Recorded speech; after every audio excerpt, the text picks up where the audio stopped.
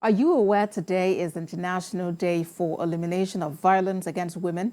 This day marks the launch of the Unite campaign, an initiative of 16 days of activism, concluding on the day that commemorates the International Human Rights Day on the 10th of December.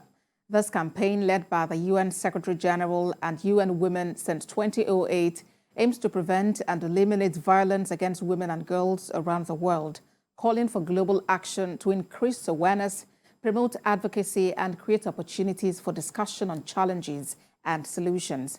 This year's campaign, Unite, Activism to End Violence Against Women and Girls, will aim to mobilize the society to become activists for the prevention of violence against women, stand in solidarity with women's rights activists, and support feminist movement around the world to resist the rollback on women's rights.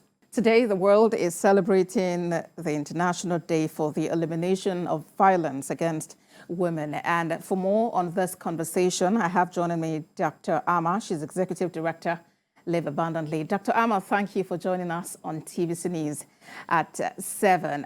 Perhaps we should just break this down. Thank you for the invitation. Okay, so we better understand. When we talk about violence against women, what really do we mean?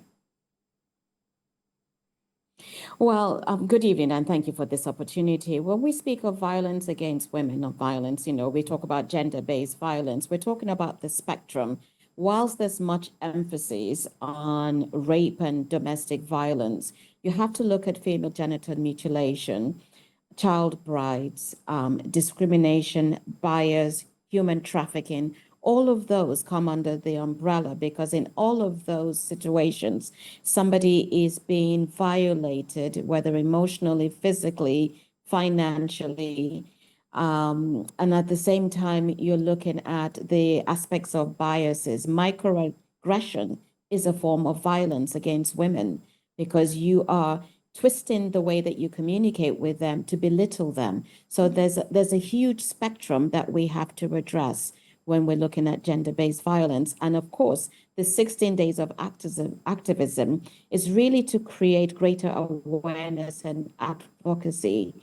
This has been going on since 1991. And so 31 years later, we hope that we've made some progress, but the reports that we're getting from the UN is that we're further away gender equity, which will in its own place address the issues of the violence that women experience in a patriarchal global society. Well, I believe that to achieve gender equity, then people need to be aware. How much do you think people know about this issue such that they can then act appropriately? Well, when you look at the situation currently, unfortunately, it has been exacerbated by things like climate change, the pandemic, the war that's going on right now. And then, of course, you have to bring into place the cultural, religious beliefs. So in some places, it is believed that it is okay to beat up your wife, to mutilate your female child. These kinds of changes must be addressed, and it really starts with education.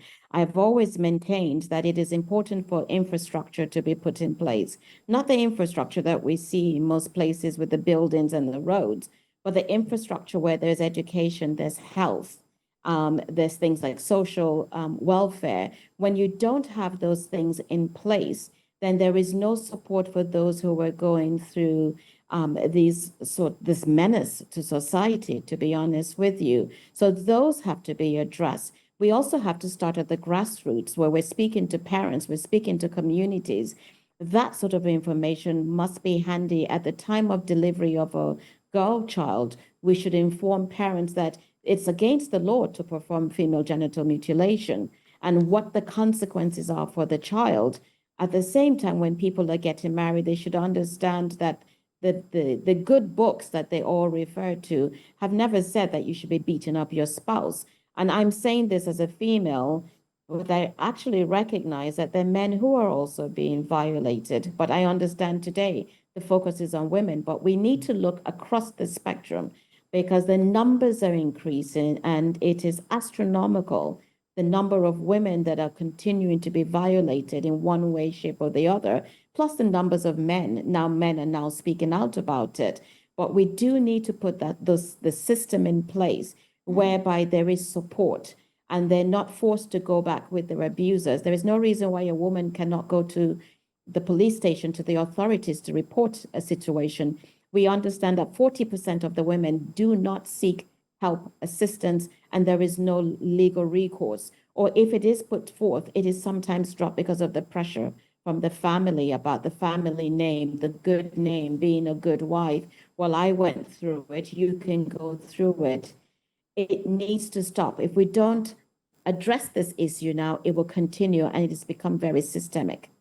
All right, and as the 16 days of activism begins, we hope that more information is able to get out there. People are better enlightened, and we are able to make good progress in curbing violence against women and, of course, men too, as you mentioned there. Dr. Ama Yerima is Executive Director.